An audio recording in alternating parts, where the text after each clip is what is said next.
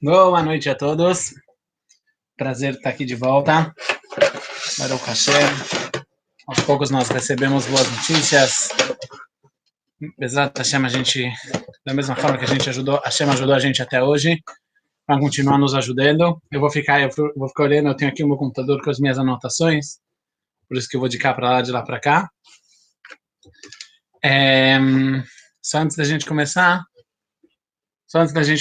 eu gostaria de, provavelmente o Rabino também falou sobre isso, mas eu gostaria de lembrar, ressaltar, está correndo agora a campanha Atikvá, vamos dar esperança aos Olim Hadashim, pessoas que estão agora numa situação difícil economicamente, por toda a crise que a gente vem vivendo, não é fácil para ninguém, mas tem pessoas que para eles realmente estamos tratando de pão e água, não é nada menos, do teto.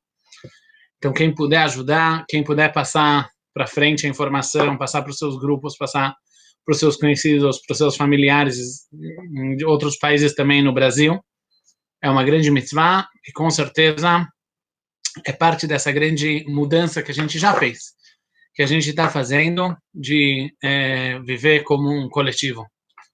Então vamos lá.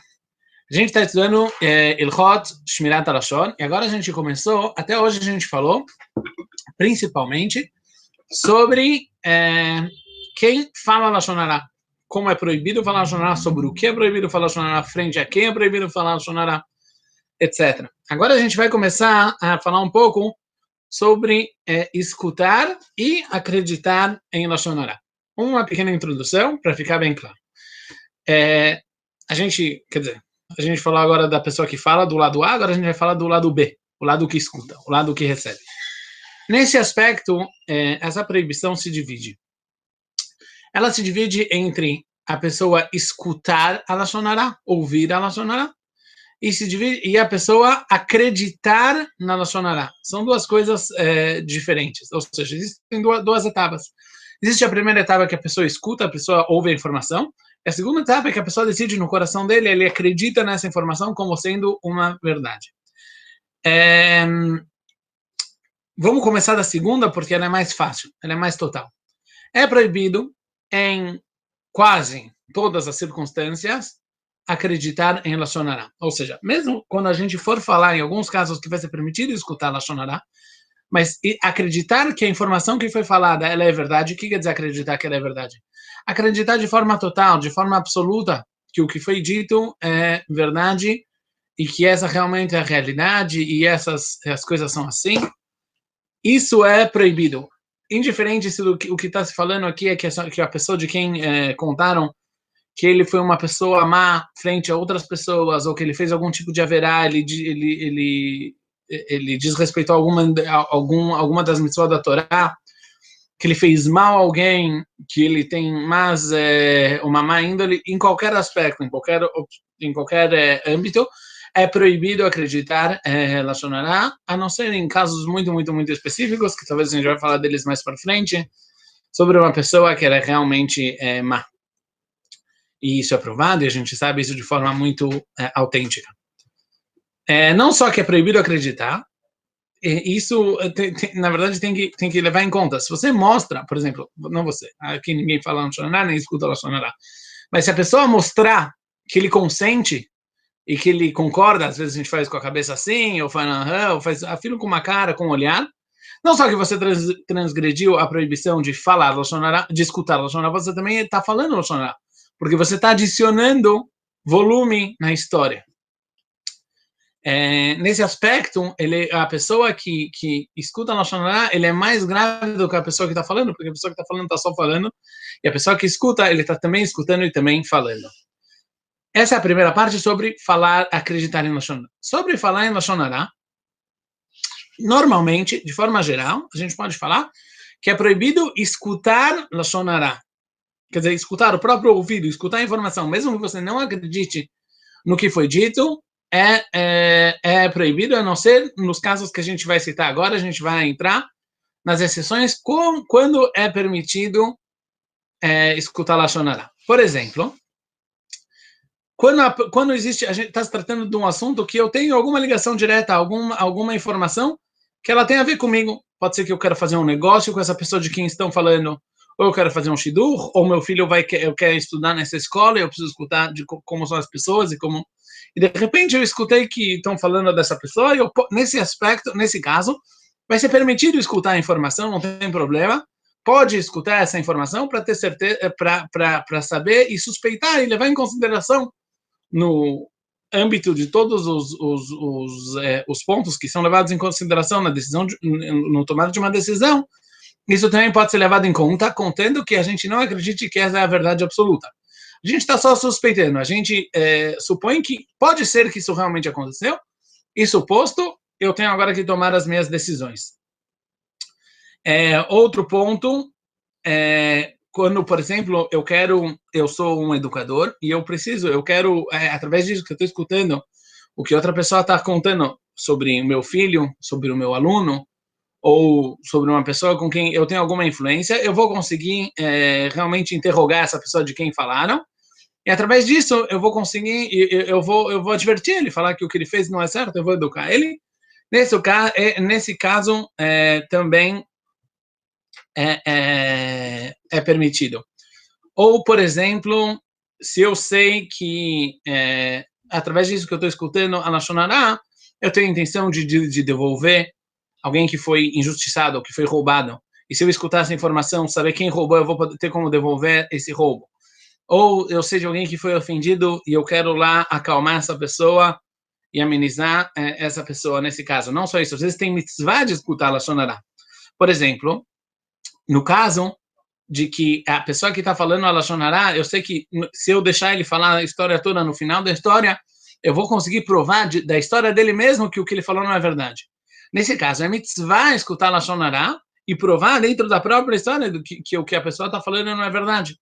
Ou, por exemplo, eu sei que se eu escutar essa pessoa agora está muito irritada, está muito brava, está muito chateada, mas se eu escutar ele e deixar ele...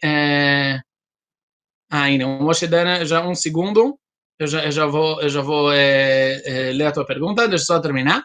Quando eu sei, por exemplo, que a pessoa que está me contando, ele está muito chateado, mas se eu escutar ele, ele vai se acalmar e vai deixar as coisas fluírem e vai diminuir a briga. Nesse caso, a mitzvah vai escutar essa informação. Às vezes isso acontece em casa, marido e mulher, o cônjuge, alguém chega em casa muito chateado, seja com o chefe, seja na sinagoga, seja com uma amiga, e aí você escutar, você dá um ouvido, você dá uma atenção, já tranquiliza a pessoa e a pessoa tira isso do coração dela e ela se sente melhor. E com isso você diminui a machloket, diminui as brigas. Nesse caso, não só é permitido, como é mitzvah. Vamos só ler a pergunta do Moshe. Quando é algo comunitário, por exemplo, falar de um líder que está falando algo inadequado. Então, sobre isso a gente falou um pouco. Eu imagino, e me confirma, Moshe, se a tua pergunta é a seguinte. Não existe aqui um benefício direto a alguém, mas existe um benefício geral que o público saiba que esse líder está fazendo algo inadequado e ele seja deposto do seu posto.